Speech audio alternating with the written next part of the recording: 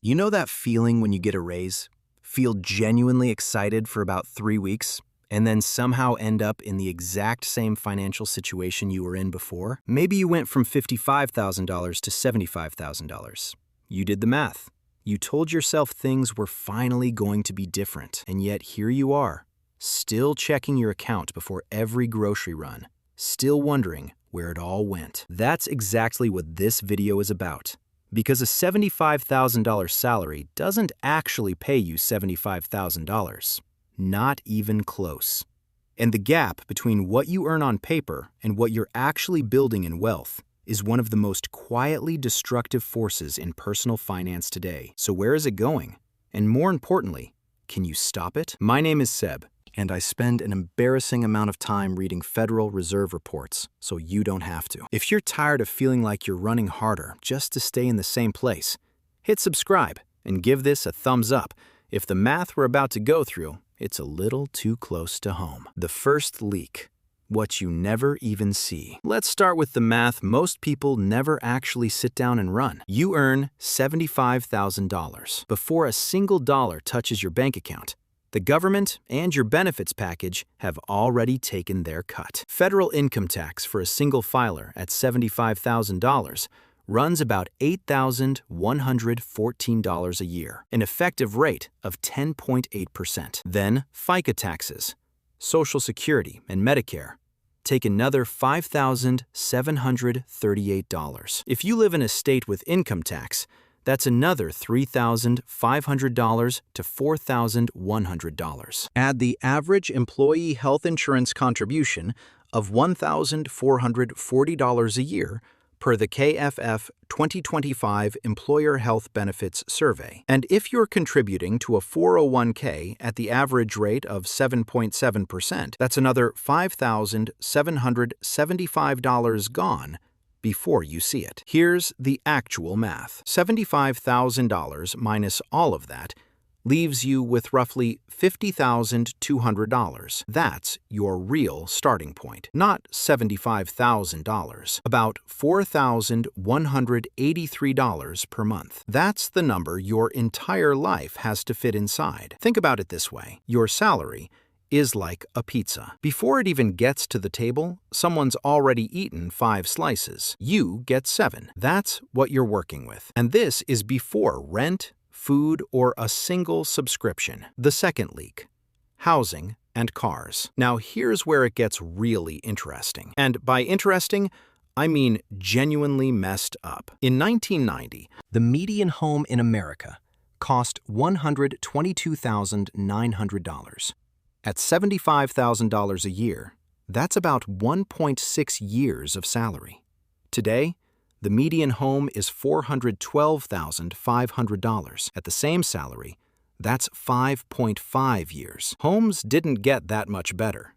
Wages just lost the race. Harvard's Joint Center for Housing Studies now reports that all renters in America are cost-burdened, spending more than 30% of their income on housing. That's a record for the 4th consecutive year. Cars are the same story. The average new car payment in America right now is $748 per month, according to Experian. That's nearly $9,000 a year. On your $50,200 in take-home pay, one car payment is already consuming 18% of everything you actually have.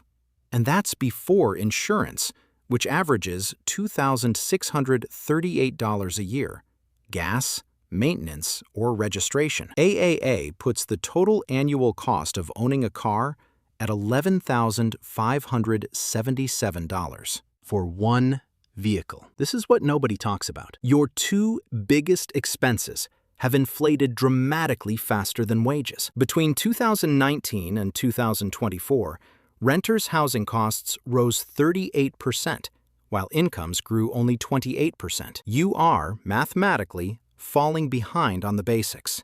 Not because you're spending frivolously, but because the floor keeps rising. Let me be real with you for a second. Previous generations weren't smarter with money. They weren't more disciplined. They just played the game before the rules changed. The third leak. Lifestyle creep. Here's where your brain starts working against you. And this is the parts I really want you to pay attention to. There's a concept in psychology called hedonic adaptation. It's the reason a raise feels amazing for about 3 weeks and then just becomes normal. Your brain is hardwired to return to a baseline level of satisfaction, regardless of your circumstances. So when your income goes up, your spending follows almost automatically. Not because you're being reckless, but because your brain recalibrates what normal looks like. You upgrade the apartment, get the nicer car, start eating out more because, hey, you've earned it. Subscribe to a few more streaming services, the gym, the meal kit, the cloud storage. A survey by C+R Research found that people estimate they spend $86 a month on subscriptions. The actual average, $219 a month. That's a $133 monthly blind spot. Over $1,500 a year that people are spending without even realizing it. None of these feel like big decisions. That's the whole point. Lifestyle inflation doesn't announce itself. It quietly shows up in your bank statement at the end of the month, and you just wonder where it went. Here's what most people do completely wrong. They treat every raise as permission to spend more. They match their lifestyle to their income ceiling rather than to their wealth-building goals. And because their fixed costs keep rising, rent goes up at renewal, the car loan is locked in for 72 months, subscriptions auto-renew, they never build the gap between income and spending that actually creates wealth. The math that should change how you think. Let me show you exactly how this plays out with real numbers. The median 401k balance for someone in their 40s right now is around $38,000. Not the average, the median, the middle of the pack.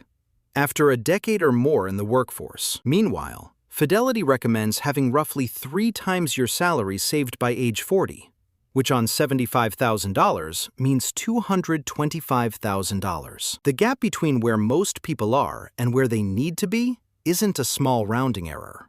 It's a 6-figure hole, dug one lifestyle upgrade at a time. Here's the uncomfortable reality. If you take home $4,183 a month, and housing costs $1,600, car ownership costs $965, subscriptions run $219, groceries $450, utilities $150, and dining out $300, you're already at $3,684. That leaves $499 for everything else. Savings, emergencies, fun, life. That's why 37% of Americans can't cover a $400 emergency according to the Federal Reserve. It's not that they're irresponsible.